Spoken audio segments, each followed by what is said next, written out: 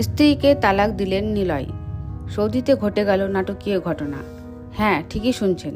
এক সপ্তাহ আগে যিনি ওমরাও করতে গিয়ে বউয়ের হাত ধরে ছবি পোস্ট করেছিলেন, আজ হঠাৎ সেই নিলয় আলমগীর নাকি বলছেন, আমি আর সংসার করতে পারছি না। তবে কি ওমরাও করতে গিয়ে বদলে গেলেন নিলয়? ঘটনার সূত্রপাত সৌদি আরবের এক হোটেল থেকে, যেখানে নিলয় ও তার স্ত্রীর মধ্যে একাধিকবার উচ্চস্বরে কথা কাটাকাটি হয়।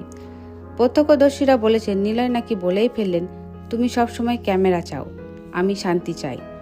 আর এই কথাতেই নিলয়ের স্ত্রী নাকি হোটেলের রুম ছেড়ে বেরিয়ে যান। এরপর নিলয় নাকি একা একা মসজিদে গিয়ে ইনস্ট্যান্ট লেখেন, আল্লাহ যা করেন ভালোর জন্যই করেন। এই স্ট্যাটাসের পর থেকেই শুরু হয় জল্পনা। তবে কি সম্পর্ক ভাঙার পথে?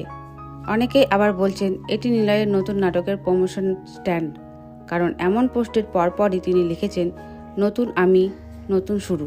তবে তার পরিচিত মহল বলছে, সৌদিতে গিয়ে নিলয় নাকি ভীষণ বদলে গেছেন। প্রার্থনার প্রতি আকৃষ্ট হয়েছেন, ধ্যান ধারণার মনোযোগী হয়েছেন, আর তাই সংসার আর অভিনয়ের ঝামেলা থেকে নিজেকে সরিয়ে নিতে চাইছেন। তবে তালাকের ব্যাপারে এখনও কোনো অফিসিয়াল ঘোষণা আসেনি। নেটিজেনরা বলছেন, নিলয় ভাই, আপনি কি করছেন? এত ভালো একটা কপাল আপনি এমনভাবে শেষ করে দেবেন না।